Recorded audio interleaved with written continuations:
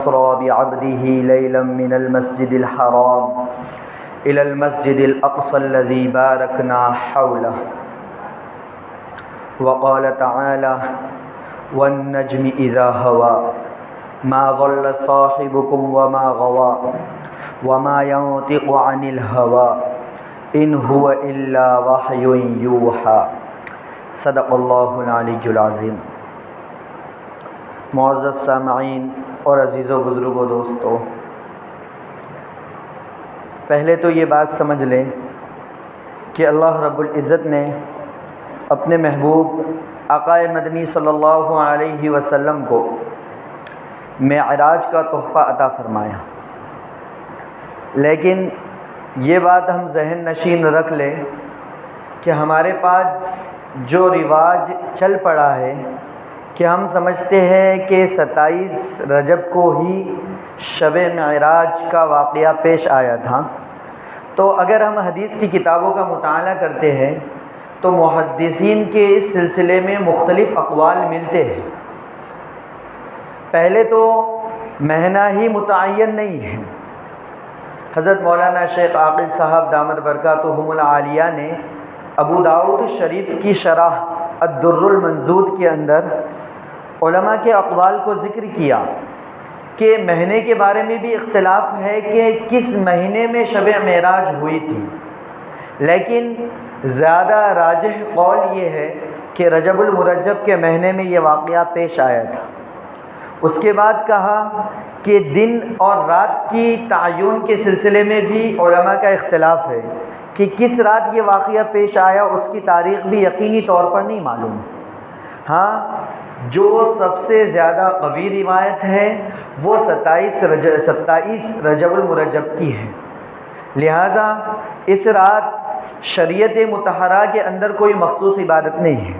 پہلی بات تو ہم یہ سمجھ لیں کہ شریعت مطہرہ نے جن راتوں میں جاگنے اور عبادت کرنے کا حکم دیا ہے ان میں شب معراج کا تذکرہ نہیں ہے کہ شب برات شعبان کی 15ویں رات، وہاں پر تو جاگنے کا اور عبادت کرنے کا حکم ملتا ہے، اور رمضان المبارک کی اخیر کی 5 طاق راتوں میں وہاں بھی جاگ کر عبادت کرنے کا تذکرہ ملتا ہے۔ آقا مدنی صلی اللہ علیہ وسلم کی سیرت کے اندر اس کے واقعات ملتے ہیں کہ آپ رمضان کے اخیر کے عشرے کی طاق راتوں میں جاگ کر عبادت کیا کرتے تھے۔ اسی طرح عیدین کی راتیں، عید الفطر اور عید الاضحیٰ سے پہلے والی جو راتیں ہوتی ہے وہاں بھی شریعت نے جاگ کر عبادت کرنے کا حکم دیا۔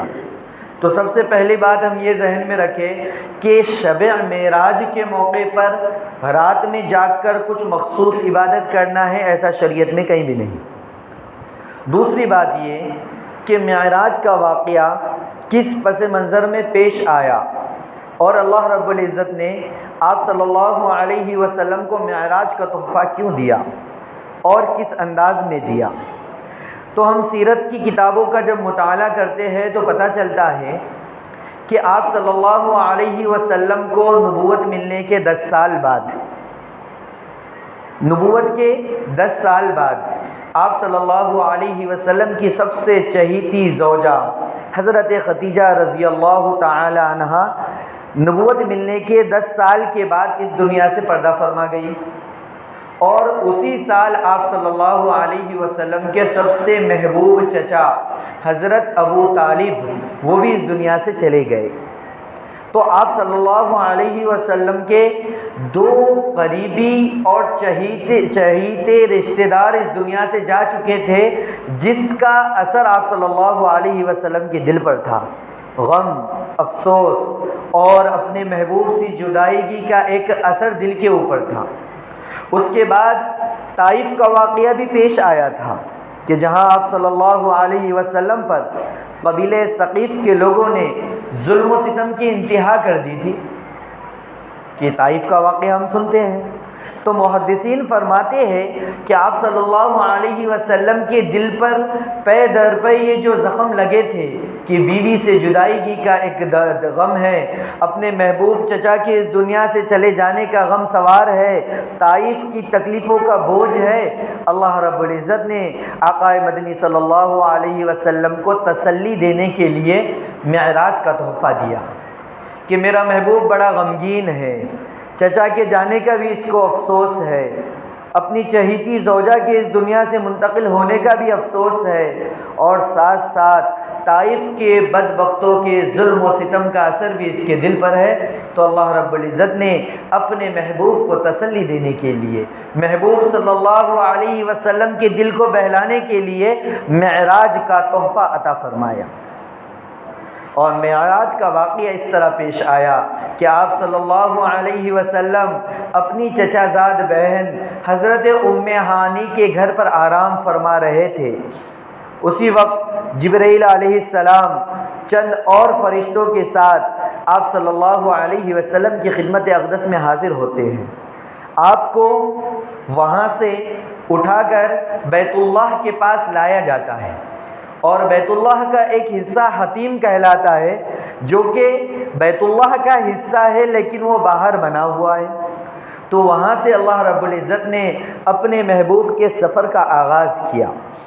سفر شروع ہوا بیت اللہ سے، اور سفر کی انتہا ہوتی ہے عرش معلیٰ پر۔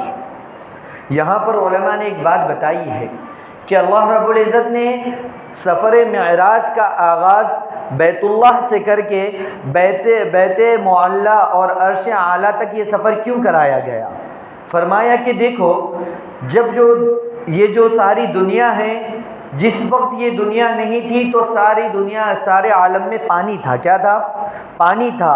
اس کے بعد محدثین بتاتے ہیں کہ دو موجیں آپس میں ٹکرائی، اور اس کے ٹکرانے کے نتیجے میں اللہ رب العزت نے زمین کا ایک حصہ نمودار کیا پانی کے اوپر، اور پھر وہ حصہ پھیلتے پھیلتے ساری دنیا کے نقشے کو بنایا گیا۔ تو دنیا کے اندر سب سے پہلا مقام جو وجود میں آیا وہ بیت اللہ کا مقام ہے۔ پورے دنیا کا اگر ہم اس کو درمیانی پوائنٹ کہیں تو بھی صحیح ہوگا۔ تو بیت اللہ دنیا کے مقام کے آغاز ہونے کی جگہ ہے، اور عرش معلیٰ مخلوق کے پہنچنے کی انتہا ہے۔ فرمایا معراج کا سفر دنیا کے سب سے پہلے مقام سے لے کر جہاں تک کہ انسان کی رسائی ہو سکتی ہے وہاں تک کرایا گیا، اور یہ میسج اور پیغام دے دیا گیا کہ دیکھو، یہ جو نبی ہے، جو اس سفر کا مسافر ہے، وہ دنیا کے ابتدائی مقام سے لے کر انسان کی پہنچ کے انتہائی مقام تک ہم نے اس کو سفر کرایا۔ گویا کہ دنیا کے ہر مکان میں سب سے بلند تر شخصیت یہ ہے، اس سے بلند اور کوئی شخصیت نہیں آ سکتی۔ اس کے بعد اللہ رب العزت نے آقا مدنی صلی اللہ علیہ وسلم کو بیت اللہ سے لے کر مسجد اقصیٰ تک کے سفر کروایا، اور مسجد اقصیٰ کے اندر تمام انبیاء علیہ الصلاۃ والسلام کی اقتداء میں اللہ رب العزت نے آپ صلی اللہ علیہ وسلم کو امامت کا فریضہ انجام دینے کا موقع عطا فرمایا۔ اب یہاں پر ایک بات سمجھتے چلے کہ مسجد اقصیٰ کے اندر نماز پڑھی جا رہی ہے، پڑھنے والے مقتدی تمام کے تمام انبیاء علیہ السلام ہیں، اور پڑھانے والی ذات امام الانبیاء ہے۔ نماز پڑھنے والے انبیاء علیہ السلام، دنیا میں سب سے مقدس، نبیوں سے زیادہ مقدس کوئی نہیں ہو سکتا۔ تو مقتدی انبیاء دنیا میں سب سے مقدس لوگ، پڑھانے والا امام الانبیاء، اور عبادت کون سی انجام دی جا رہی ہے؟ وہ عبادت جو اسلام میں سب سے مقدس ہے۔ نماز سے مقدس کوئی عبادت نہیں، تو عبادت سب سے مقدس، پڑھانے والا امام الانبیاء، پڑھنے والے سب کے سب انبیاء علیہ السلام۔ تو بتاؤ، جب سے اللہ نے دنیا بنائی ہے اور قیامت تک اتنی مقدس عبادت کہیں انجام دی جا سکتی ہے؟ پوری دنیا میں اتنی مقدس عبادت کہیں انجام نہیں دی جا سکتی، اور اللہ رب العزت نے اس عبادت کے لیے مسجد اقصیٰ کا انتخاب کیا۔ اب سوال ذہن میں آتا ہے کہ عبادت سب سے مقدس، پڑھانے والا بھی سب سے مقدس، پڑھنے والے بھی سب سے زیادہ مقدس، تو کیوں نہ اللہ رب العزت اس عبادت کے لیے بیت اللہ کا انتخاب کرتے ہیں؟ کیونکہ روئے زمین میں سب سے مقدس خطہ کون سا ہے؟ بیت اللہ ہے۔ بیت اللہ سے زیادہ مقدس کوئی علاقہ ہے کیا؟ تو اللہ رب العزت جب نماز سب سے مقدس عبادت، پڑھانے والا سب سے عظیم الشان، پڑھنے والے بھی سب کے سب اللہ کے برگزیدہ بندے، تو کیوں نہ یہ عبادت بیت اللہ میں انجام دی جاتی؟ آخر اللہ رب العزت نے مسجد اقصیٰ کا انتخاب کیوں کیا؟ تو علماء اکرام اس کے جواب میں لکھتے ہیں کہ دراصل سرزمین فلسطین اور مسجد اقصیٰ کو اللہ رب العزت نے ایک خصوصیت عطا فرمائی ہے کہ ساری دنیا میں جب کبھی کوئی انقلاب آتا ہے تو پہلے وہ سرزمین فلسطین پر آتا ہے، اس کے بعد وہی حالت سارے عالم پر آتے ہیں۔ وقت نہیں ہے بھی اس کی تفصیل بیان کرنے کا، بس اشارہ دیتا جا رہا ہوں کہ کیا علماء نے لکھا ہے کہ سرزمین فلسطین کو ایک خصوصیت حاصل ہے، اور وہ یہ ہے کہ آسمان سے اترنے والے فیصلے پہلے سرزمین فلسطین پر اترتے ہیں، اس کے بعد وہی حالت سارے عالم پر نافذ کیے جاتے ہیں۔ یہ خصوصیت سرزمین فلسطین کو حاصل ہے۔ اس لیے اللہ رب العزت نے چونکہ دنیا کے اندر ایک بہت بڑا انقلاب لانا تھا، نبوت امامت کو بنی اسرائیل سے نکال کر بنی اسماعیل کے اندر منتقل کرنا تھا، اور آپ صلی اللہ علیہ وسلم کو امام الانبیاء بنانا تھا، تو یہ دنیا میں ایک بہت بڑا انقلاب آنے والا تھا۔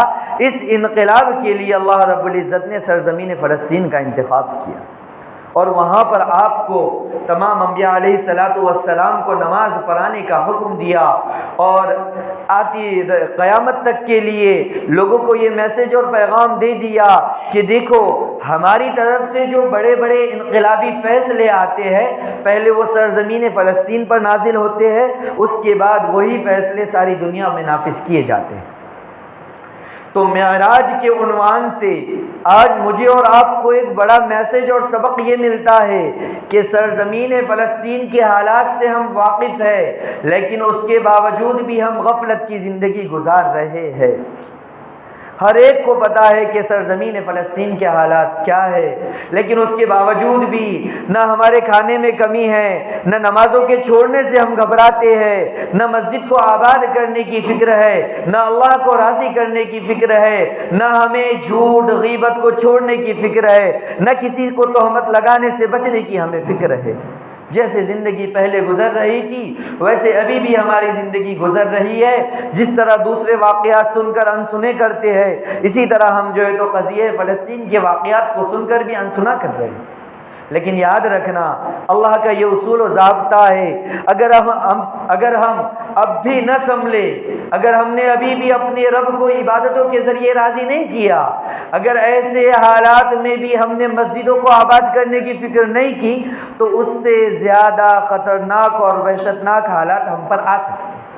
ہم یہ نہ سمجھیں کہ وہ علاقہ بہت دور ہے، وہاں کے حالات الگ ہے، ہم تو اطمینان سے کھا رہے، اطمینان سے اپنی زندگی گزار رہے ہیں، ہم پر وہ حالات نہیں آ سکتے ہیں۔ جو کوئی یہ سمجھے گا یہ اس کی بہت بڑی غلط فہمی ہے۔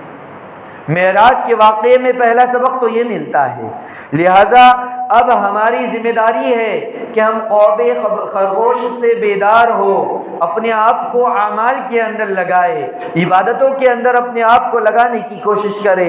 ہمیں مسجدوں کو آباد کرنے کی فکر کرنی چاہیے۔ اگر آپ کو یقین نہیں ہوتا تو آپ دیکھ لو، سرزمین فلسطین پر مسجد اقصیٰ میں لوگوں کو نماز پڑھنے سے روک دیا گیا۔ بتاؤ ہم نے اس وقت اپنے رب کو نمازوں کے ذریعے، عبادت کے ذریعے راضی نہیں کیا تو کیا وہ حالات ہمارے ملک میں نہیں آئے آج؟ ارے وہ حالات ہمارے ملک میں نہیں آئے کہ وہاں مسجد اقصیٰ میں لوگوں کو نماز پڑھنے سے روک دیا گیا۔ ہمیں جب یہ خبر ملی ہم اپنی زندگی گزارتے رہے، نہ نماز کی فکر، نہ اللہ کو راضی کرنے کی فکر۔ اللہ نے بتا دیا کہ دیکھو وہ حالات تمہارے ملک میں بھی آ سکتے ہیں۔ اگر اب بھی نہ جاگے نا تو ایسا ہو سکتا ہے کہ ابھی تو ہم اپنے ملک کے دور دراز کے علاقوں کی خبریں سن رہے ہیں، ہو سکتا ہے کہ ہم اپنے علاقوں کے بارے میں بھی یہ خبریں سنیں۔ کب جاگیں گے ہم پھر؟ اس لیے عزیزو سب سے پہلی گزارش یہ کی جاتی ہے کہ ہم غفلت کی زندگی کو چھوڑ دیں، ہم ہوش میں آئے، اپنے رب کو راضی کرنے کی فکر کریں۔ عزیزو ہم نے اپنے رب کو ناراض کر کے آج ذلتوں کی پستی کے اندر گرنے کا خود فیصلہ کیا ہے۔ آج جو مسلمانوں کے حالات ہے اس کے ذمہ دار کوئی اور نہیں ہے، بس مسلمانوں کے اعمال ہیں۔ اس لیے آپ لوگوں سے گزارش کی جاتی ہے کہ ہم خواب خرگوش سے بیدار ہو، اپنی مسجدوں کو آباد کرنے کی فکر کریں۔ مسلمانوں کی حالت تو یہ ہے کہ جب نعرے لگانے کا موقع آتا ہے، واٹس ایپ کے اوپر اسٹیٹس رکھنے کا موقع آتا ہے تو بڑے دعوے کرتے ہیں، اے مسجد اقصیٰ ہم تیرے لیے جان دے دیں گے، اے بابری مسجد تجھے حاصل کرنے کے لیے ہم اپنی جانوں کا نذرانہ پیش کریں گے۔ لیکن جن لوگوں کے واٹس ایپ کے اوپر یہ اسٹیٹس لگا ہوا ہوتا ہے، ان کی فجر کی نماز کے اندر وہ اپنی مسجد کو آباد نہیں کر سکتے، اپنے محلے کی مسجد کو آباد نہیں کر رہے، اور دعوے ہے کہ ہم مسجد اقصیٰ کے لیے اپنی جان کا نذرانہ پیش کریں گے۔ یہ منافقت ہے۔ یہ کیا ہے؟ منافقت ہے کہ دل میں کچھ اور، اسٹیٹس کے اوپر کچھ اور۔ منافقت اسی کو تو کہتے ہیں۔ اس لیے عزیزو بس نعرے لگانے سے، جذباتی کام کرنے سے کچھ نہیں ہوتا، عمل کے اندر اپنے آپ کو لانا پڑے گا۔ خیر، بات یہ چل رہی تھی کہ روئے زمین کی سب سے مقدس عبادت اللہ رب العزت نے سرزمین فلسطین کے اوپر انجام دینے کا حکم دیا، اور جب سے دنیا بنی ہے قیامت تک کے لیے اتنی عظیم الشان عبادت کبھی انجام نہ دی گئی ہے اور نہ ہی آگے دی جا سکتی ہے۔ اس کے بعد یہاں ایک میسیج اور پیغام یہ بھی ملتا ہے کہ حدیث کی کتابوں میں یہ واقعہ اس طرح لکھا ہے کہ مسجد اقصیٰ کے اندر تمام انبیاء علیہ السلام جمع ہو چکے تھے۔ مسجد اقصیٰ کے اندر تمام انبیاء علیہ السلام جمع ہو چکے تھے۔ جب نماز کا وقت آیا اور تمام انبیاء علیہ السلام صف بنا کر کھڑے ہو گئے، اس کے بعد آپ صلی اللہ علیہ وسلم کو پیش کیا گیا۔ مولانا الیاس گومن صاحب نے یہاں ایک بات لکھی ہے، وہ یہ ہے کہ ہمارے معاشرے کی یہ بڑی برائی ہے کہ ہم یہ سمجھتے ہیں کہ مقتدی چاہے کبھی بھی کیوں نہ آئے، چاہے مقتدی کی 2-4 رکعتیں کیوں نہ چھوٹ جائے، لیکن امام کو اذان ہوتے ہی مسجد میں آنا چاہیے۔ اگر کوئی امام اپنی ضروریات اور مشغولیت کی وجہ سے تاخیر سے آتا ہے تو اسے عیب کی نگاہ سے دیکھتے ہیں، لیکن دیکھو تمام انبیاء علیہ السلام صف بنا کر کھڑے ہو چکے ہیں، اس کے بعد امام کی اندر انٹری ہو رہی ہے۔ اس کے ساتھ ساتھ سیرت مبارکہ کو اگر ہم اٹھا کر دیکھتے ہیں، بخاری مسلم ترمذی کی روایتوں کو دیکھتے ہیں، تو آپ صلی اللہ علیہ وسلم کا معمول بھی یہی دکھائی دیتا ہے کہ صحابہ موجود ہے، حضرت بلال اقامت کہہ رہے ہیں، تمام صحابہ کھڑے ہو چکے ہیں، پھر آپ صلی اللہ علیہ وسلم مسجد کے اندر داخل ہوا کرتے تھے۔ تو امام سے پہلے مقتدیوں کا مسجد میں حاضر ہونا یہ سیرت سے بھی ہمیں ملتا ہے، اور معراج کے واقعے سے بھی یہ بات سمجھ میں آتی ہے کہ مقتدی کو پہلے مسجد میں آنا چاہیے۔ خیر، اس کے بعد اللہ کے نبی صلی اللہ علیہ وسلم امامت کا فریضہ انجام دیتے ہیں، اور یہ تو زمین کا سفر تھا، مسجد حرام سے مسجد اقصیٰ تک۔ اس کے بعد اب آسمان کے سفر کا آغاز ہوتا ہے۔ اللہ رب العزت پہلے، دوسرے، تیسرے آسمان سے گزارتے ہوئے اپنے محبوب کو عرش معلیٰ پر بلاتے ہیں، اپنے محبوب کو عرش معلیٰ کے اوپر بلاتے ہیں، اور وہاں پر اللہ رب العزت اپنے نبی کو اپنے دیدار کا تحفہ دیتے ہیں۔ سب سے پہلے کون سا تحفہ دیا گیا؟ اللہ کی زیارت کرائی گئی، اللہ کا دیدار آقا مدنی صلی اللہ علیہ وسلم نے کیا۔ اس کے بعد حدیث کی کتابوں میں ملتا ہے کہ آپ صلی اللہ علیہ وسلم جب اللہ کے پاس گئے تو آپ صلی اللہ علیہ وسلم بھی اللہ کے لیے ایک تحفہ لے کر گئے، اللہ کے لیے ایک تحفہ لے کر گئے۔ اس سے مجھے اور آپ کو یہ میسیج اور پیغام ملتا ہے کہ ہم کبھی اپنے کسی چاہنے والے کے پاس جائے تو اپنی استطاعت کے بقدر، چاہے چھوٹا ہو یا بڑا، کچھ ہدیہ لے جانا چاہیے، کیونکہ حدیث میں آتا ہے ہدیے کے لینے دینے سے آپس میں محبت بڑھتی ہے۔ تو اللہ کے نبی جب اپنے رب سے ملاقات کے لیے گئے تو ہدیہ لے کر گئے، اور اپنی امت کو میسج دے دیا کہ تم بھی اس سنت پر عمل کرتے رہنا، جس کی وجہ سے تم لوگوں کے آپس میں محبت بڑھتی رہے گی۔ خیر، اللہ کے پاس، اللہ کے بارگاہ میں آپ صلی اللہ علیہ وسلم نے کون سا تحفہ پیش کیا؟ علماء فرماتے ہیں کہ جب اللہ کے نبی آپ صلی اللہ علیہ وسلم دربار اقدس میں حاضر ہوئے، آپ نے کہا التحیات للہ والصلوات والطیبات. یہ تحفہ تھا جو آپ صلی اللہ علیہ وسلم نے اپنے رب کو پیش کیا. اس کا مطلب کیا؟ التحیات للہ والصلوات، اے اللہ میری امت کی تمام قولی عبادتیں، تمام فعلی عبادتیں اور تمام بدنی عبادتیں یہ تیرے لیے ہیں. یہ تحفہ اللہ کے نبی نے اپنے رب کو پیش کیا. اس کے بعد اللہ رب العزت نے کہا السلام علیک ایھا النبی، اے نبی جی آپ پر سلامتی ہو، آپ پر رحمتیں ہو. اب یہاں دیکھنا، یہ جو التحیات ہم نماز کے اندر پڑھتے ہیں، یہ معراج کے اندر اللہ رب العزت آپ صلی اللہ علیہ وسلم اور جبریل امین کے کلمات ہیں جس کو ملا کر التحیات بنایا گیا. سب سے پہلے آپ صلی اللہ علیہ وسلم نے کہا التحیات للہ والصلوات والطیبات، اے اللہ میری امت کی تمام قسم کی عبادتیں تیرے لیے خاص ہے. تو اللہ رب العزت نے اپنے نبی پر درود و سلام نازل فرمائے.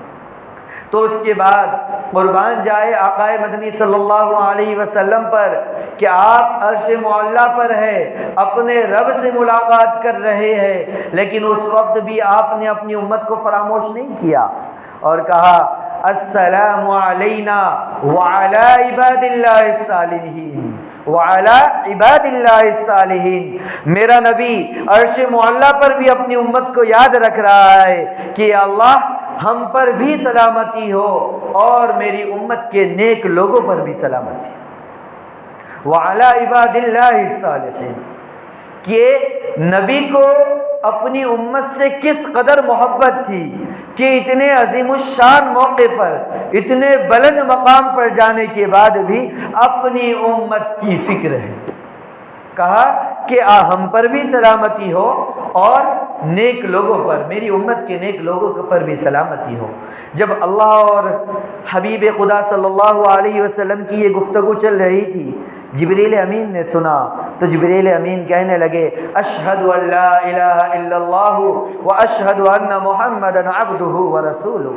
میں گواہی دیتا ہوں کہ اللہ کے سوا کوئی معبود نہیں، اور گواہی دیتا ہوں کہ محمد صلی اللہ علیہ وسلم اللہ کے رسول ہیں. تو ہم نماز کے اندر جو تشہد پڑھتے ہیں، یہ معراج کے درمیان جو گفتگو ہوئی تھی اس کا ہم اعادہ کرتے ہیں. یہاں رک کر ایک بات سمجھتے چلیں.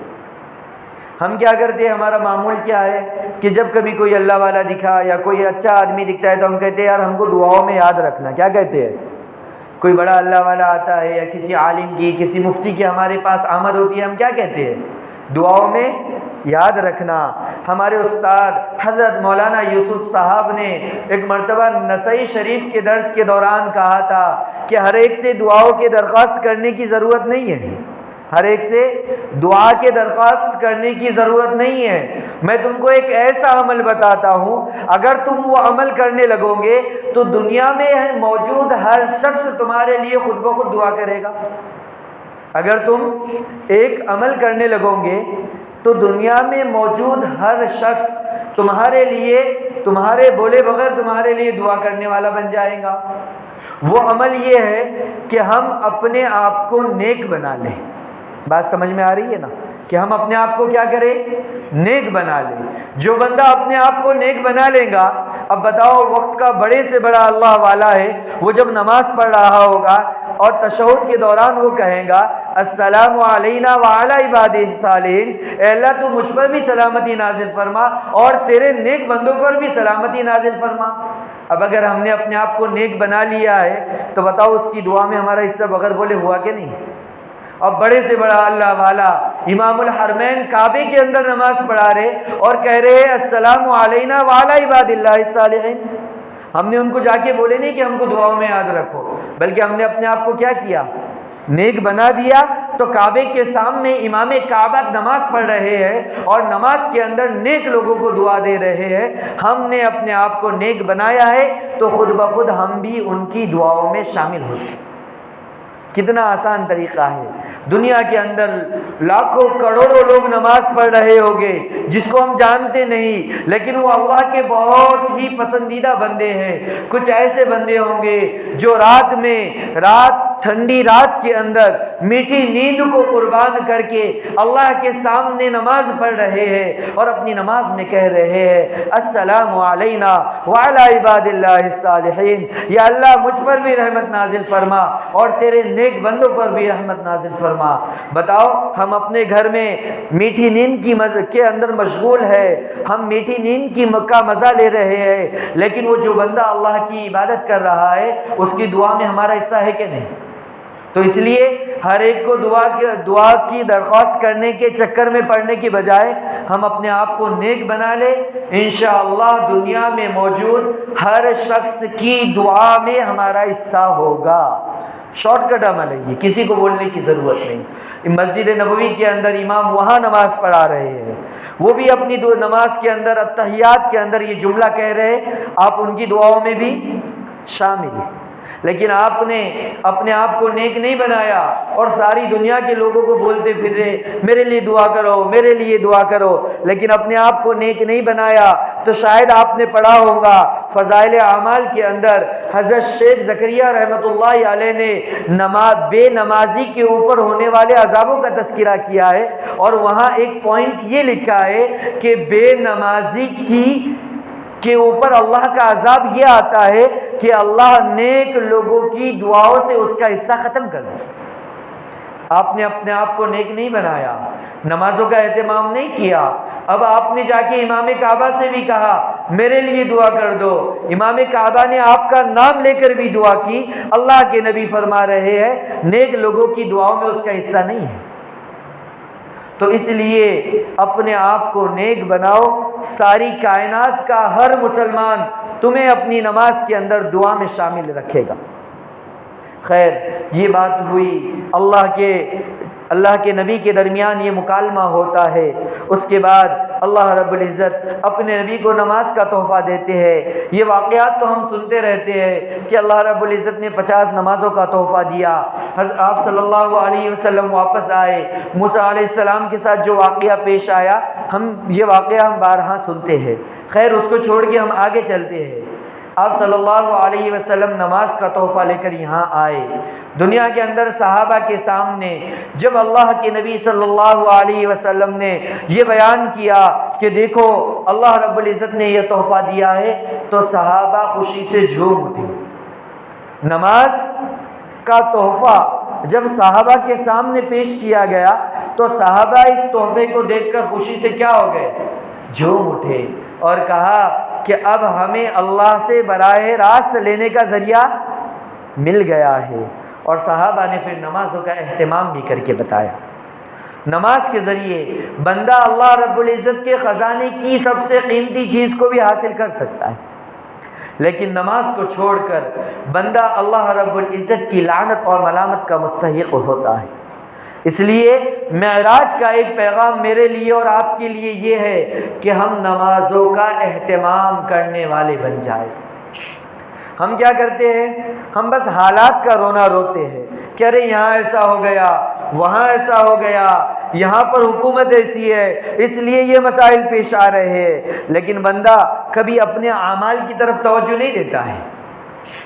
کہ اللہ کے نبی صلی اللہ علیہ وسلم نے ایک مرتبہ ارشاد فرمایا تھا، شاید یہ حدیث آپ نے کئی مرتبہ سنی ہوگی، فضائل اعمال میں حضرت شیخ نے اس کو ذکر کیا ہے، منتخب میں مولانا یوسف صاحب نور اللہ مرقدہ نے اس کو ذکر کیا ہے کہ ایک مرتبہ آقائے نامدار مدینے کے تاجدار محمد عربی صلی اللہ علیہ وسلم نے ارشاد فرمایا، میرا دل چاہتا ہے کہ میں عشاء کی نماز کے لیے اذان دینے کا حکم دوں اور اس کے بعد جماعت کھڑی کر دی جائے اور میں ایندھن جمع کر کے ان لوگوں کے گھر پر جاؤں جو بغیر کسی عذر کے نمازوں کو اپنے گھروں کے اندر پڑھتے ہیں اور میں ان کے گھروں کو آگ لگا دوں. کس نے کہا؟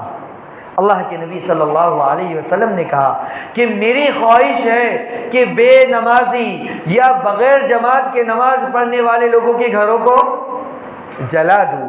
آج امت نماز سے دور ہٹتی جا رہی ہے تو اللہ رب العزت اپنے نبی کی یہ خواہش دشمنان اسلام کے ذریعے پوری کر رہے ہیں۔ غور سے سننا کہ آج امت نمازوں کو چھوڑ رہی ہے تو اللہ رب العزت اپنے محبوب کی یہ خواہش، کون سی خواہش تھی؟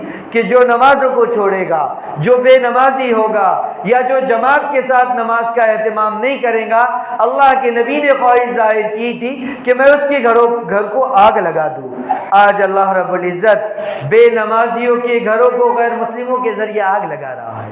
ہم رونا روتے ہیں کہ وہاں پر ایسا ہوا، وہاں غیر مسلموں کی کثرت تھی، انہوں نے مسلمانوں کے گھروں کو جلا دیا، لیکن ہم کبھی اپنے اعمال کو نہیں دیکھتے۔ مسلمانوں کے گھر، مسلمانوں کی دکانیں جلائی جا رہی ہے اور ہم سمجھتے ہیں کہ یہ حکومتوں کے تبدیل ہونے کی وجہ سے ہو رہا ہے۔ ارے کیا میرا اور آپ کا ایمان نہیں ہے کہ اللہ کی خواہش کے بغیر ایک پتا درخت سے گر سکتا ہے؟ ایک بارش کا قطرہ اللہ کی اجازت کے بغیر گر سکتا ہے؟ تو اللہ کی اجازت کے بغیر یہ غیر مسلم کسی مسلمان کے گھر کو جلا سکتے؟ کسی مسلمان کی دکان کو جلا سکتے ہیں؟ اللہ کی اجازت کے بغیر ہو سکتا ہے کیا؟ نہیں۔ تو آج ہم نے نمازوں کو چھوڑا، بے نمازی ہم بنے، اللہ نے دشمن کو مسلط کر کے اپنے نبی کی خواہش کو پورا کیا۔ اس پہ افسوس کرنے کی کوئی بات نہیں۔ اگر اللہ کے نبی آج موجود ہوتے تو وہ اپنی خواہش کے مطابق وہ خود مسلمانوں کے گھروں کو آگ لگاتے جو بے نمازی ہے، جو بغیر جماعت کے نماز پڑھتے۔ اللہ کے نبی صلی اللہ علیہ وسلم خود اپنے ہاتھوں سے ان لوگوں کے گھروں کو آگ لگاتے۔ تو غیر مسلم آج آگ لگا رہے تو اس پہ افسوس کرنے کی کیا بات ہے؟ اس لیے عزیزو، ہمیں اپنے اعمال کی طرف توجہ کرنی ہے۔ ہم اپنے اعمال کو نہیں دیکھتے، بس ہم کیا بولتے؟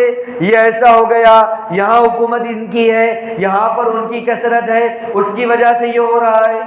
لیکن اگر آپ کو میں یہ بتاتا چلوں کہ جب سے اسلام ہندوستان کے اندر آیا ہے، جب سے اسلام ہندوستان کے اندر آیا ہے، وہاں سے لے کے اب تک کبھی بھی مسلمانوں کی اکثریت ہندوستان میں نہیں رہی، ہمیشہ مسلمان اقلیت کے اندر رہے۔ اب تاریخ اٹھا کر دیکھ لو، 1400 سال حضرت عمر فاروق رضی اللہ تعالیٰ عنہ کے زمانے میں اسلام ہندوستان میں آ چکا تھا۔ حضرت عمر فاروق رضی اللہ تعالیٰ عنہ کے دور خلافت میں سن 15 ہجری کے اندر مسلمانوں کا قافلہ ہندوستان میں آ چکا تھا۔ وہاں سے لے کر اب تک اگر آپ تاریخ اٹھا کر دیکھو گے، کبھی بھی مسلمان تعداد کے اعتبار سے ہندوستان میں زیادہ نہیں رہے، لیکن اس کے باوجود حکومت کی کیا نہیں؟ لیکن اس کے باوجود سب پر غالب رہے کیا نہیں؟ تو آج ہم یہ اقلیت اور اکثریت کا رونا روتے ہیں تو یہ ہماری بزدلی ہے اور ہمارے اعمال کی کمی ہے۔ اگر ایسا ہوتا کہ پہلے مسلمانوں کی تعداد زیادہ تھی اس لیے مسلمانوں نے حکومت کرے، اب تعداد کم ہے اس لیے حکومت نہیں کر رہے، اگر ایسا ہوتا تو ہماری یہ شکایت درست تھی، لیکن ایسا ہے کیا؟ نہیں ہے۔ کبھی بھی مسلمانوں کی تعداد یہاں پر زیادہ نہیں رہی ہے، ہمیشہ یہاں جو ہے تو غیر مسلموں کی تعداد زیادہ رہی ہے، لیکن ایمانی قوت، روحانی طاقت، اللہ کے ساتھ مضبوط تعلق کی بنیاد پر مسلمان کم ہونے کے باوجود ہمیشہ یہاں پر غالب رہے۔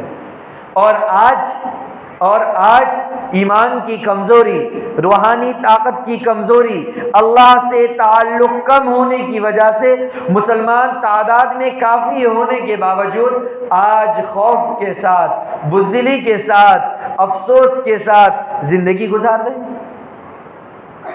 اس لیے عزیزو، ہر وقت یہی کہا جا رہا ہے کہ ہم اس کو چھوڑے، اپنے اعمال کو بنانے کی فکر کریں، اپنے اعمال کی طرف توجہ دیں۔ آج مسلمانوں کے اندر اخلاقی گراوٹ کتنی آ چکی ہے بتاؤ؟ دیکھو آج ہمارے اخلاق کا معیار کیا ہے، آج ہمارا تعلق اللہ کے ساتھ کتنا مضبوط ہے۔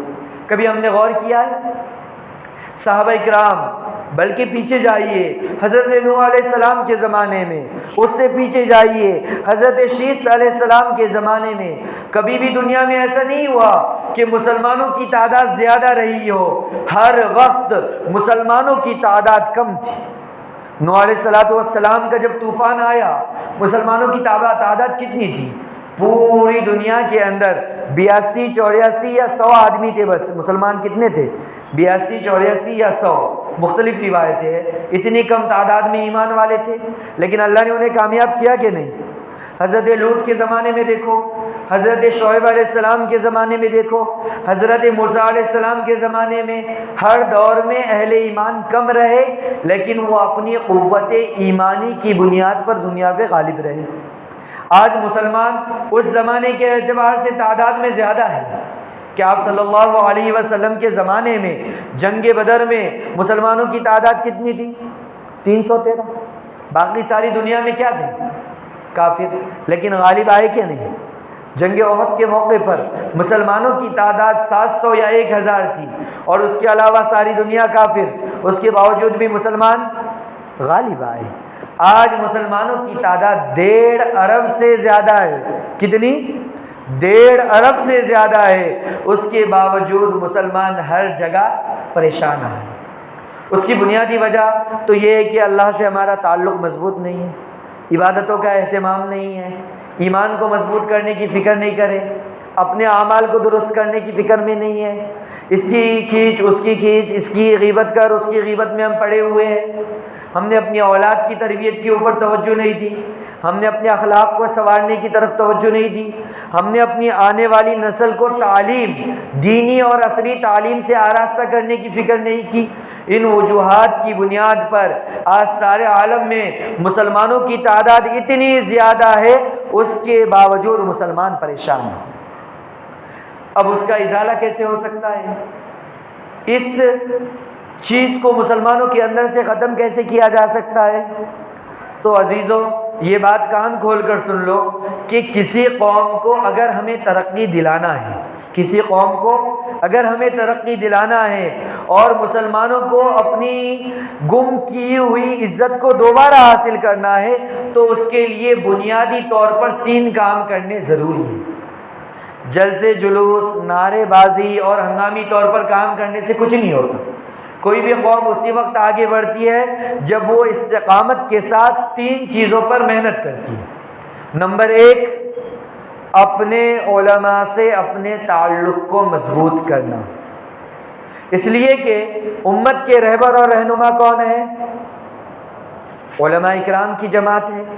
تو جب ہمارے جو رہبر ہے، ہمیں جو راستہ دکھلانے والے ہیں، اگر ہمارا ان سے تعلق کمزور ہوگا تو بتاؤ ہم صحیح منزل تک پہنچ سکتے ہیں؟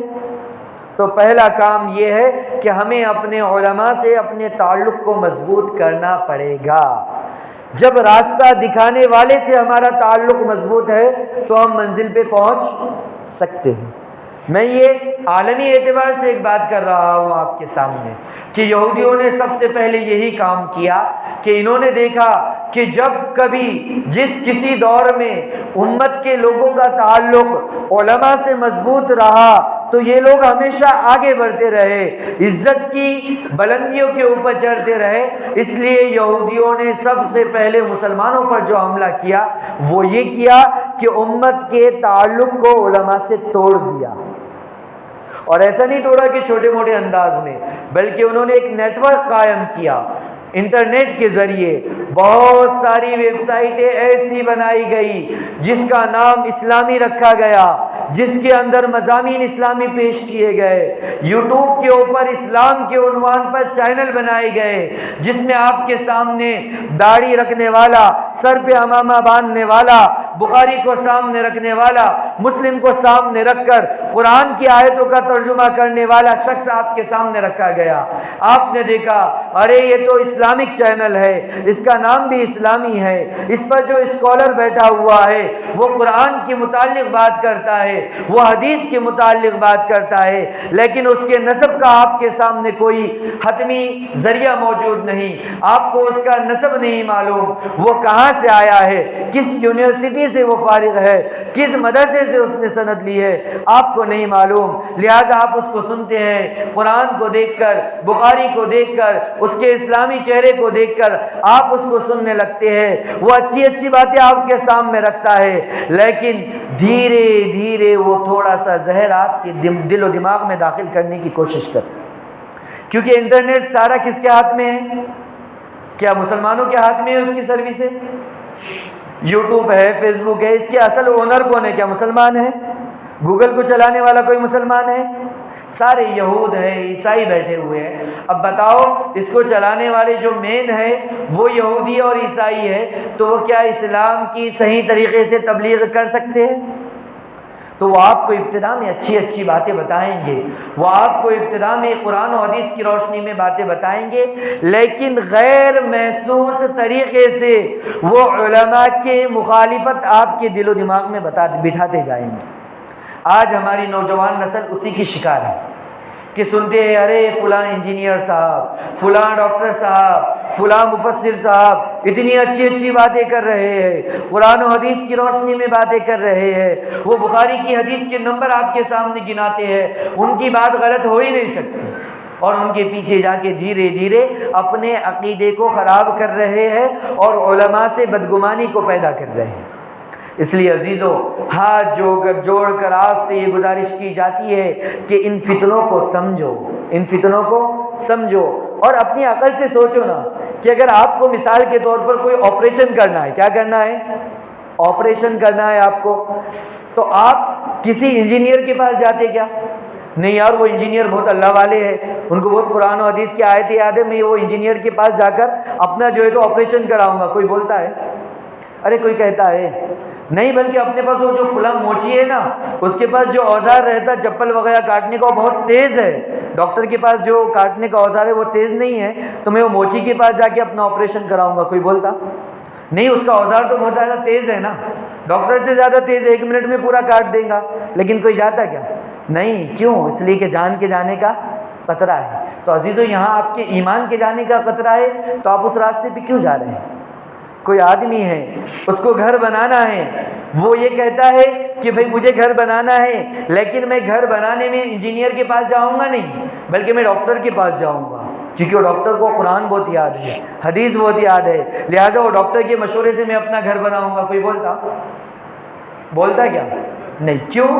اس لیے کہ ہر فیلڈ کا ایک آدمی ہوتا ہے، اس فیلڈ کے اندر اس سے مشورہ لیا جاتا ہے۔ ڈاکٹر، اگر ہمیں کچھ علاج کرنا ہے تو اس کے لیے ڈاکٹر کے پاس جانا پڑے گا، اگر ہمیں گھر تعمیر کرنا ہے تو اس کے لیے ہمیں انجینئر کے پاس جانا ہے، اگر ہمیں اپنی چپل کو سینا ہے تو اس کے لیے موچی کے پاس جانا ہے، ہم کسی اور کام کے لیے دوسرے کے پاس نہیں جاتے۔ تو عزیزو، کیا دین اتنا سستا ہے کہ ہم ہر ایرے غیرے سے اس کو حاصل کر لیں؟ دین کی کوئی اہمیت نہیں ہے ہمارے پاس۔ آپریشن کرنا ہے تو موچی کے پاس جانا ہے تو ہم کہتے ہیں کہ نہیں میری جان چلی جائے گی۔ تو دین جب ہم واٹس ایپ، فیس بک اور یوٹیوب سے حاصل کر رہے ہیں تو کیا دین اور ایمان کی اہمیت جان سے کم ہے ہمارے پاس؟ اسی لیے حسن بصری رحمۃ اللہ علیہ نے شمائل ترمذی کے اندر، مسلم شریف کے اندر ایک روایت کو ذکر کیا ہے اور وہاں فرمایا ہے ان ھذا الحدیث دین، کہ یہ حدیث تمہارا دین ہے، فانظروا امن تاخذون دینکم، تم غور کرو کہ تم اپنے دین کی باتیں کس سے حاصل کر رہے ہیں۔ پہلے اس کے کیریکٹر کو دیکھو، وہ ہے کون، اس کے ماں باپ کون ہے، کہاں سے اس نے تعلیم حاصل کی ہے، اس کے بعد جا کر اس سے دین حاصل کرو۔ اللہ کے نبی صلی اللہ علیہ وسلم نے جب صفا پہاڑی کے اوپر آپ کھڑے ہوئے اور آپ نے قریش مکہ کو سب سے پہلے علی الاعلان دین کی دعوت پیش کی، تو ڈائریکٹ آپ نے دین کی دعوت نہیں پیش کی، پہلے کیا کیا؟ اپنے کیریکٹر کو پیش کیا۔ کہا نا کہ اے قریش مکہ، تم مجھے جانتے ہو کہ میں تم میں کا ایک آدمی ہوں، تم مجھے امین کہتے ہو، تم مجھے صادق کہتے ہو، اگر میں تمہیں یہ کہوں کہ اس پہاڑ کے پیچھے ایک لشکر ہے جو تم پر حملہ کرنے والا ہے تو کیا تم میری بات کو مانو گے؟ قریش مکہ نے کہا ہاں ہم تمہاری بات کو مانیں گے، کیونکہ تم ہمارے درمیان جوان ہوئے ہیں، تم ہمارے درمیان پروان چڑھے ہیں، اس لیے ہم نے تم کو دیکھا ہے کہ تم سچے ہو۔ پھر اس کے بعد اللہ کے نبی صلی اللہ علیہ وسلم نے دین کی بات پیش کی۔ تو یہاں سے ایک نقطہ یہ ملتا ہے کہ دین کی بات جس سے لی جا رہی ہے، پہلے اس کی ذات پر سرچ کرنا ضروری ہے۔ پہلے جو دین کی باتیں پیش کر رہا ہے اس کا کیریکٹر ہمارے سامنے ہونا چاہیے۔ اس لیے ہم یہ کریں کہ اپنے علاقے کے علماء سے رابطہ کریں اور اپنے مسائل اور اپنی دین کی باتیں ان سے حاصل کرنے کی کوشش کریں، ظاہر سی بات ہے کہ اگر ہم ان سے دین وہ علماء جو ہمارے سامنے پیدا ہوئے ہیں، ہمارے سامنے پروان چڑھے ہیں، ان کا خاندان قبیلہ ہمارے سامنے ہے، اگر ہم ان سے دین کی باتیں لیں گے تو صحیح دین ہمارے پاس آئے گا، ورنہ جلدی کے چکر میں واٹس ایپ، انٹرنیٹ، فیس بک کے اندر جا کر دین کی باتیں حاصل کرنے لگیں گے تو وہاں سے دین کے بجائے کوئی اور چیز ہمارے اندر آ جائے گی۔ تو کامیابی کے جو 3 راستے میں آپ کو بتلانا چاہتا ہوں، ان میں سب سے پہلا راستہ یہ ہے کہ ہم اپنے تعلق کو اپنے علماء سے مضبوط کریں۔ کیا کریں؟ اپنے تعلق کو اپنے علماء سے مضبوط کریں اور اپنا ہر دینی کام اپنے علماء کے مشورے سے کریں۔ اور ایک بات سنتے چلے کہ بعض لوگ یہ کہتے ہیں کہ ارے فلاں عالم صاحب ایسے ہے، فلاں عالم صاحب ویسے ہے، ہم ان سے نہیں پوچھیں گے، ان کے معاملات ایسے ہیں، ان کے معاملات ویسے ہیں۔ تو عزیزو، ایک بات یہ سمجھتے چلو کہ اللہ کے نبی صلی اللہ علیہ وسلم نے ارشاد فرمایا کل بنی آدم خطاؤن، کہ ہر انسان خطا کار ہے، ہر انسان سے غلطی ہو سکتی ہے، اور علماء اکرام بھی انسان ہیں، ان سے بھی غلطی ہو سکتی ہے۔ اللہ کے نبی نے کہا ہر انسان سے غلطی ہو سکتی ہے، ہر انسان سے غلطی ہو سکتی ہے، تو علماء بھی انسان ہیں کیا نہیں؟ تو ان سے چھوٹی موٹی اگر غلطی ہو تو اس کی وجہ سے ہم ان سے بدظن ہو کر اپنا تعلق ان سے نہ توڑیں۔ اگر ہم یہ کہیں گے کہ بھئی یہ عالم ہے، یہ مفتی ہے، یہ حافظ ہے، اس سے کوئی غلطی نہ ہونی چاہیے، تو گویا کہ ہم نے اس حافظ، اس عالم اور اس مفتی کو انسان نہیں بلکہ فرشتہ سمجھا۔ کیونکہ ظاہر سی بات ہے فرشتوں سے غلطی ہوتی کیا، اور غلطی کس سے ہوتی ہے؟ انسان سے۔ اب اگر ایک حافظ، عالم، مفتی ہے، ہم کہتے ہیں کہ اس سے کوئی غلطی ہونا ہی نہیں، تو ہم نے کیا کیا؟ اس کو انسان کی صف سے نکال کے کہاں کھڑے کر دیے؟ فرشتے سے۔ اور یہ فرشتہ ہے کیا؟ نہیں، تو غلطی تو ہوگی نا۔ تو اپنے علماء کی غلطیوں کی وجہ سے ان پر اعتماد کے اندر کمی نہیں آنا چاہیے۔ غلطی ہونا یہ انسان ہونے کی دلیل ہے، اگر غلطی نہ ہوتی تو وہ فرشتہ ہو جاتا۔ اس لیے اگر ہم چاہتے ہیں کہ ہمیں ترقی کرنا ہے، سب سے پہلا کام یہ ہے کہ اپنے علماء سے اپنے تعلق کو مضبوط کرنا ہے۔ دوسرا کام کامیابی کے لیے ہمیں یہ کرنا ہے کہ اپنے اولاد کی تعلیم کی فکر کرنا ہے۔ ظاہر سی بات ہے آج یہ جو ننھے منھے بچے ہیں، کل جا کر یہ امت کا کیا بننے والے ہیں؟ مستقبل بننے والے ہیں۔ ہم نے ان کی پڑھائی کی فکر نہیں کری، بلکہ ہم لگے ہوئے ارے یہاں حکومت ایسی آئی، یہاں ایسا ہوا، انہیں نے ایسا کرا، انہیں نے ایسا کرا، یہ چکر میں پڑے ہوئے ہیں، اس کا گریبان پکڑ رہے، اس کے اس میں جھانک رہے، اس کے اس میں یہ کرنے میں لگے ہیں، بچوں کی تربیت میں نہیں لگے۔ کل یہ بچے جوان ہوں گے، امت کا مستقبل ان کے ہاتھ میں ہوگا، یہ تعلیم و تعلم کے پاس ان کے پاس نہیں ہوگا، دینی تعلیم ان کے پاس نہیں، عصری تعلیم ان کے پاس نہیں، تو بتاؤ کیا یہ امت کی صحیح رہنمائی کر سکتے؟ اس لیے ہم یہ سوچ لیں کہ اب انشاءاللہ ہم پہلے تو اپنے علماء سے اپنے تعلق کو مضبوط کریں گے، دوسرے نمبر پر اپنے بچوں کی دینی تعلیم اور عصری تعلیم کی فکر کریں گے۔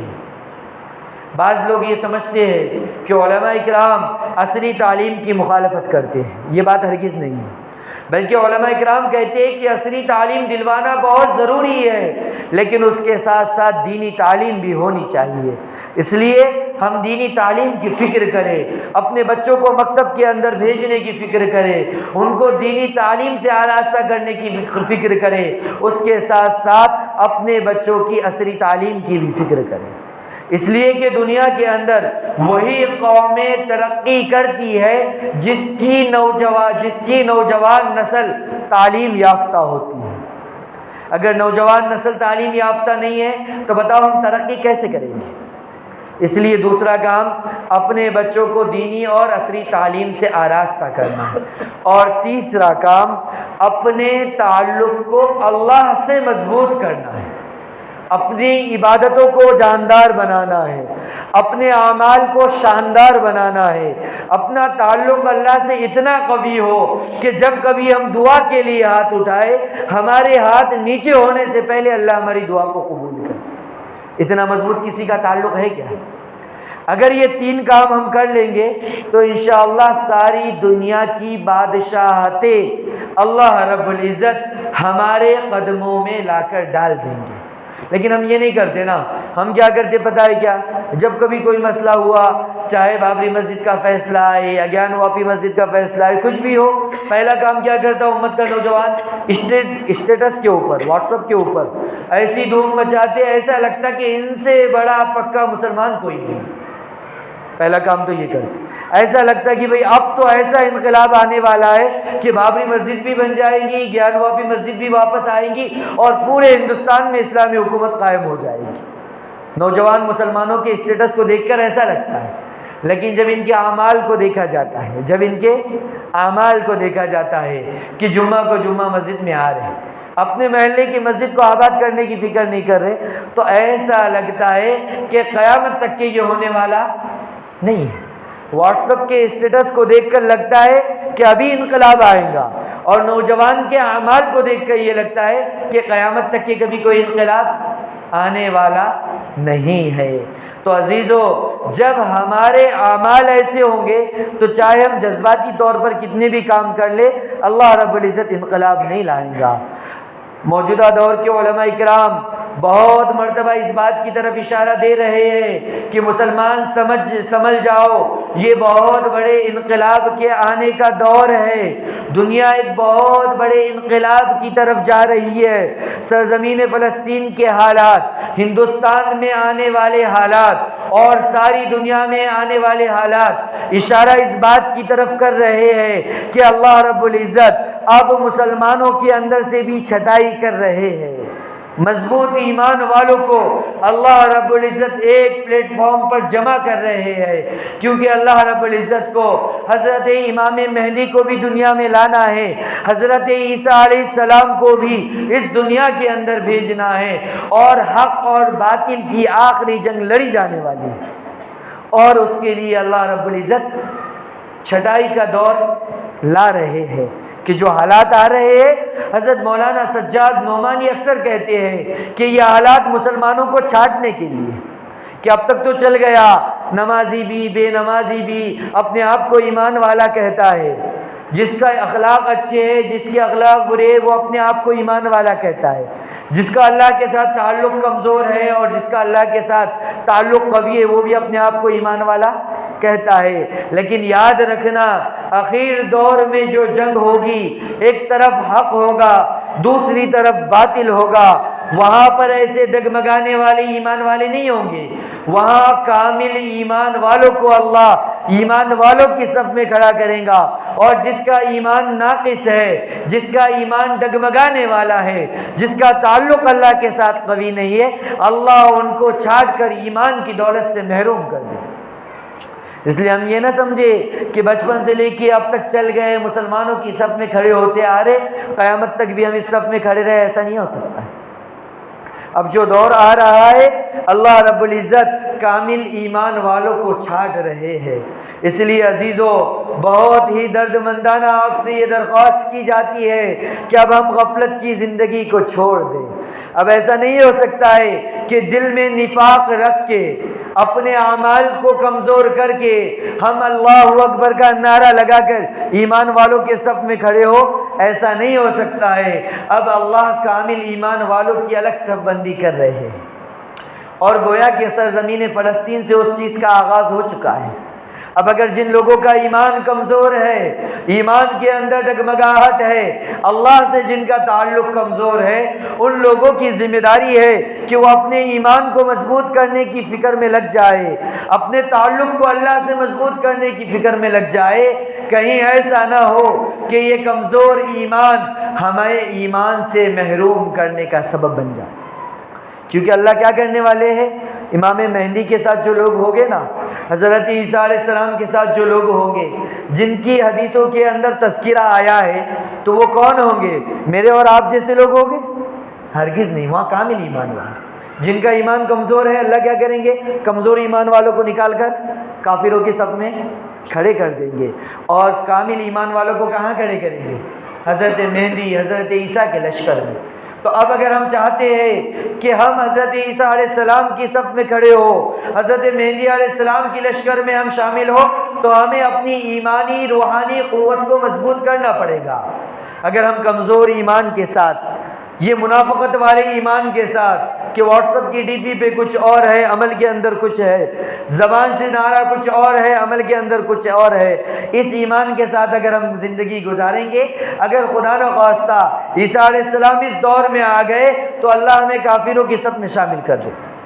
اور اگر ہمارے سامنے عیسیٰ علیہ السلام نہیں آئے، ہماری نسلوں میں آئے، تو ہماری نسلیں بھی اگر اس ڈگمگاہٹ والی ایمان کے ساتھ ہوگی نا تو وہ بھی ایمان سے محروم ہو جائے گی۔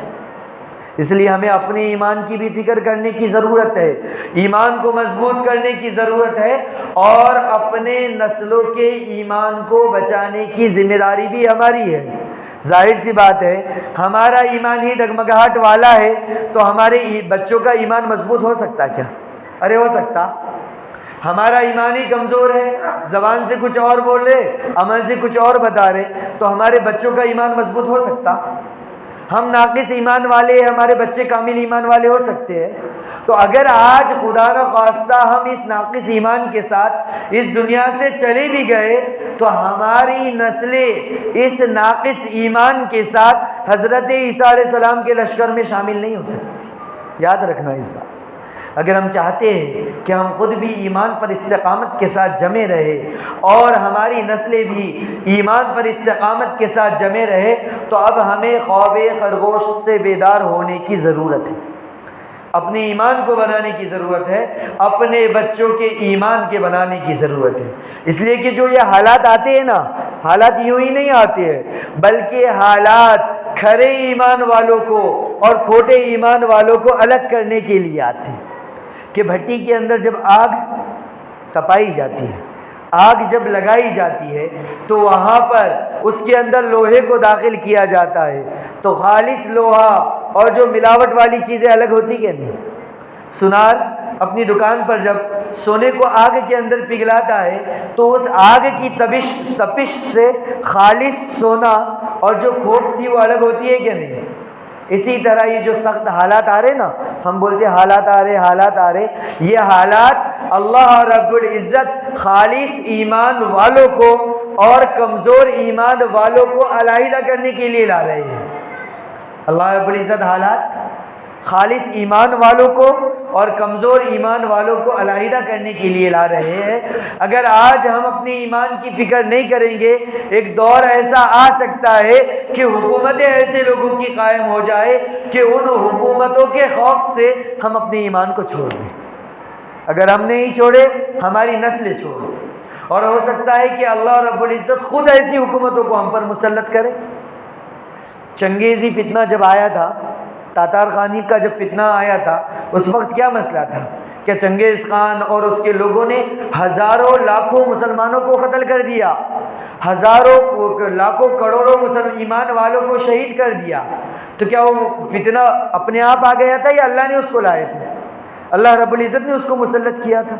تو ہو سکتا ہے کہ ماضی قریب کے آنے والے زمانے میں اللہ رب العزت سرزمین ہندوستان پر ایسی حکومت کو اللہ مسلط کرے، میں اور آپ نہیں، غیر مسلموں کی سازشیں بھی نہیں، بلکہ اللہ خود مسلط کرے ہمارے اوپر ایسے حاکم کو جو ہمارے پاس یہ اعلان کر دے کہ یہ ملک ایک مذہب کے ماننے والوں کے لیے ہے، دوسرے لوگوں کو یہاں رہنے کی گنجائش نہیں۔ تو اللہ وہاں ہماری نسلوں کا امتحان لے گا کہ ایسے حالت میں بھی یہ اپنے ایمان پر ڈٹے رہتے ہیں یا حالت کی وجہ سے اپنے ایمان کو چھوڑ دیتے ہیں۔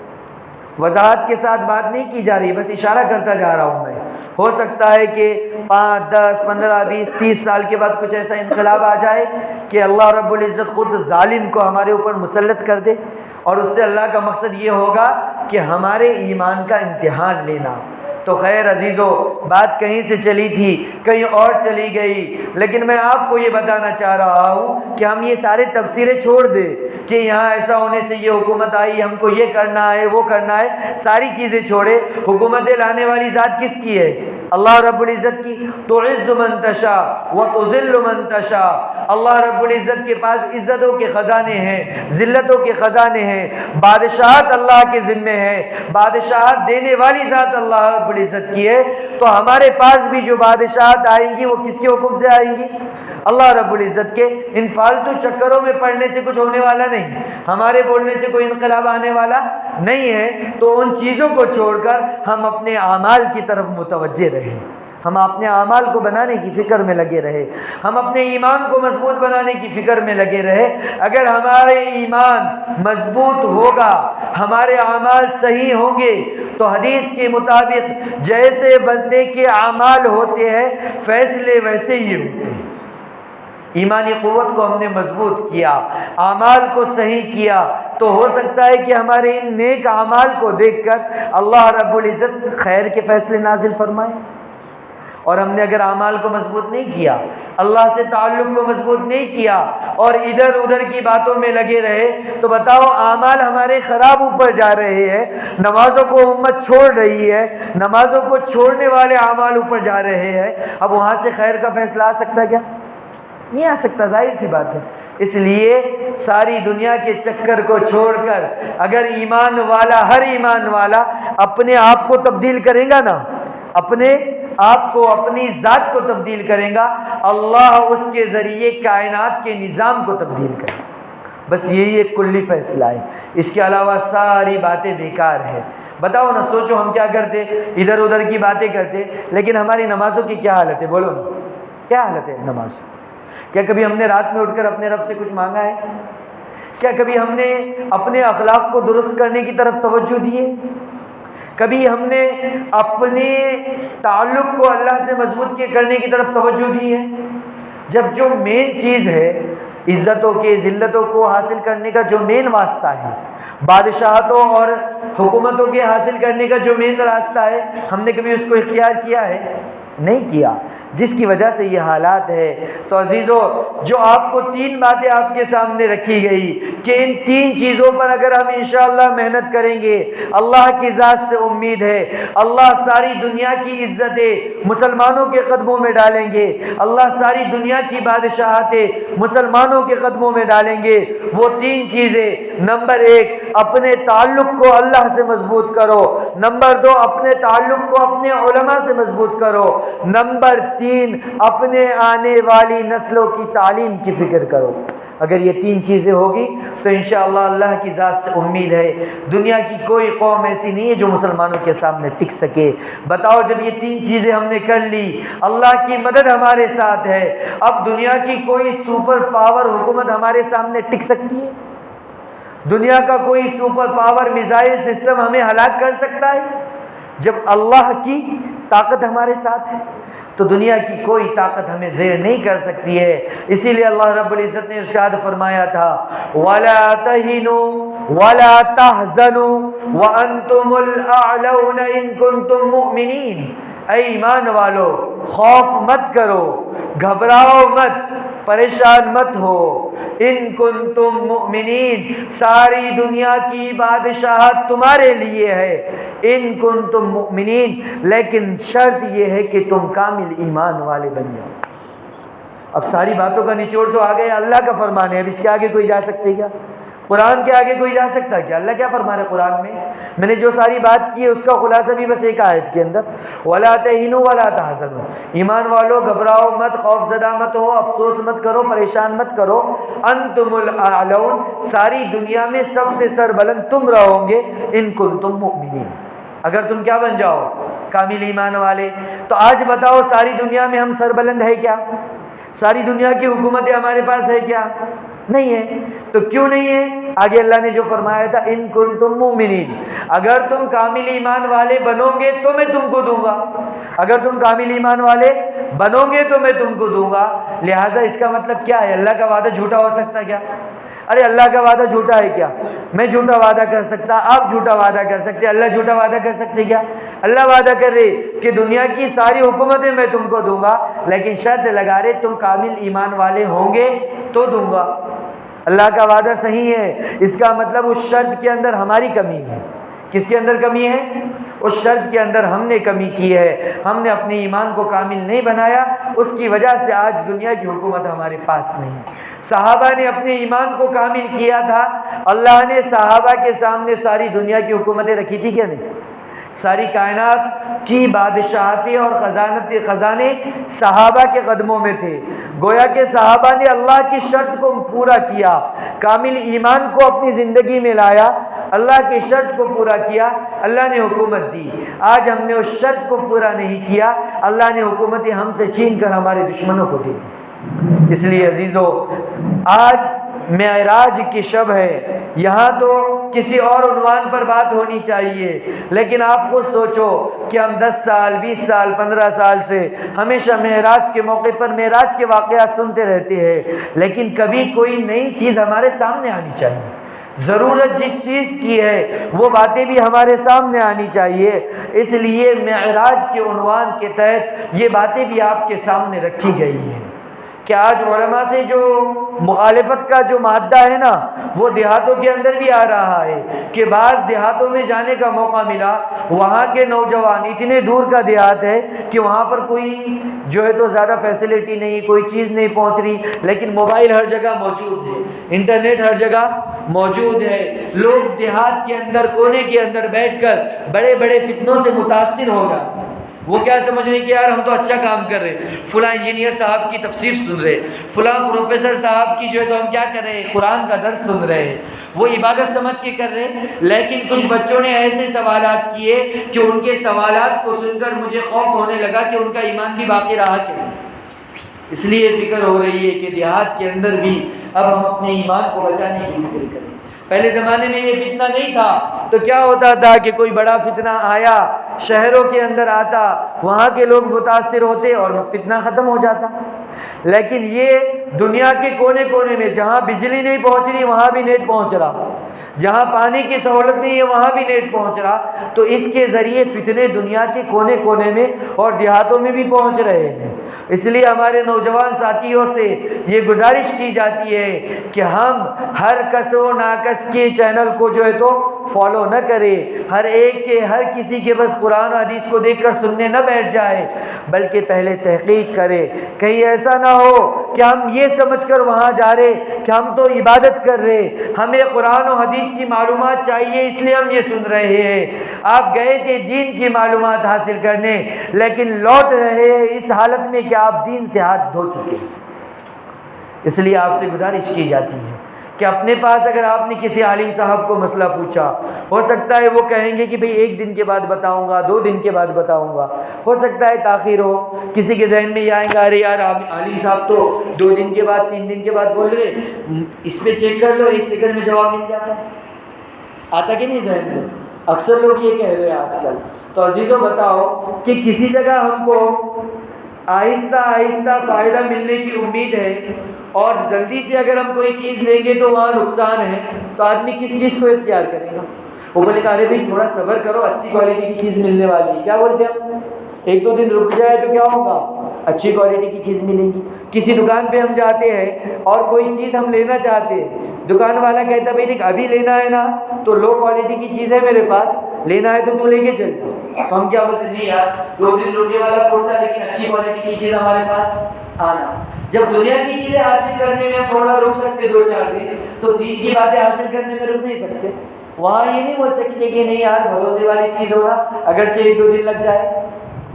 اس لیے موبائل کے فتنے سے اپنے آپ کو بچائیں اور ہر کس و ناقص کی تفسیر حدیث وغیرہ سننے سے اپنے آپ کو بچائیں۔ ہاں جو معتبر عالم دین ہے جس کے بارے میں ہم جانتے ہیں کہ بھئی یہ فلاں مدرسے سے فارغ ہے، یہ معتبر ہے، اس کی قرآن اس کی درس سے حدیث ہم سن سکتے ہیں، لیکن ہر کسی کا سننے کی ضرورت نہیں ہے۔ اور عزیزو اخیر میں ایک بات آپ کو جو بتانی ہے وہ یہی ہے کہ شب معراج کے اندر کوئی خاص عبادت مخصوص نہیں ہے، اس لیے علماء کرام بھی شب معراج کے اندر مسجدوں کے اندر باقاعدہ لوگوں کو اعلان کرنا، بلانا اور مخصوص نمازیں پڑھوانا جیسے کہ رواج چل پڑا ہے، اس سے سختی کے ساتھ منع کر رہے ہیں کہ شب معراج اس رات کو ہوئی تھی، یہی یقین کے ساتھ معلوم ہے کیا؟ شروع میں آپ کو بتایا گیا، اس میں کتنا اختلاف ہے کہ نہیں؟ تو جب ہم کو یہ نہیں معلوم ہے تو ہم فضول کام کرنے کے بجائے اگر اللہ توفیق دے نفل پڑھنے کی، اگر آپ کی خواہش ہے کچھ نفل و نماز پڑھے اور گھر جا کر آرام کرے اور فجر کی نماز با جماعت پڑھنے کی کوشش کرے، کیونکہ حدیث میں آتا ہے نا جو آدمی عشاء کی نماز جماعت سے پڑھے اور فجر کی نماز جماعت سے پڑھے تو ساری رات عبادت کا ثواب ہے۔ ہم کیا کر رہے؟ رات بھر جگ رہے، نفل پڑھ رہے اور جو قرآن کی تلاوت کر رہے، فجر دیکھے تو بستر میں، تو کچھ فائدے کی بات نہیں ہے۔ اس لیے ہم زیادہ شور و شغب کرنے کے بجائے، زیادہ اپنا وقت ضائع کرنے کے بجائے، یہاں سے اگر اللہ توفیق دے تو نفل وغیرہ پڑھے، اگر موقع نہیں ہے، دل نہیں چاہ رہا، تو گھر پہ جا کر سب سے پہلے آرام کرے کہ وقت کافی ہو چکا ہے، آرام کرے، لیکن اس ارادے کے ساتھ کہ انشاءاللہ ہم اٹھ کر تہجد پڑھیں گے۔ سب کرتے ہیں ارادہ کہ ہم صبح اٹھ کر تہجد پڑھیں گے۔ اور دوسری بات، جو 3 باتیں خصوصیت کے ساتھ آپ کے سامنے بتائی گئی، پورے بیان کا خلاصہ وہی ہے۔ ان 3 باتوں کو اگر آپ نے زندگی میں لا لیا تو سمجھو یہاں بیٹھ کر آدھا ایک گھنٹہ آپ نے جتنی باتیں سنی سب فائدے مند ہیں۔ لیکن اگر ان 3 باتوں کو آپ نے اپنی زندگی میں نہیں لایا، ہوگا یہ کہ کہاں گئے تھے، کہیں نہیں، کیا لائے، کچھ بھی نہیں، بس آئے، بیان سنے، کان کو اچھا لگا، وقت گزر گیا، جا کے سو گئے، اور صبح جیسی زندگی گزارنا تھا ویسی شروع ہوئی۔ اس لیے ایسا ہرگز نہیں ہونا چاہیے۔ ان 3 باتوں میں سے ایک بار دوبارہ یاد کرتا ہوں تاکہ یہ 3 باتیں ہی کیونکہ پورے بیان کا خلاصہ ہے۔ نمبر 1، اپنے تعلق کو اللہ سے مضبوط کرنا ہے۔ نمبر 2، اپنا تعلق اپنے علماء سے مضبوط کرنا ہے۔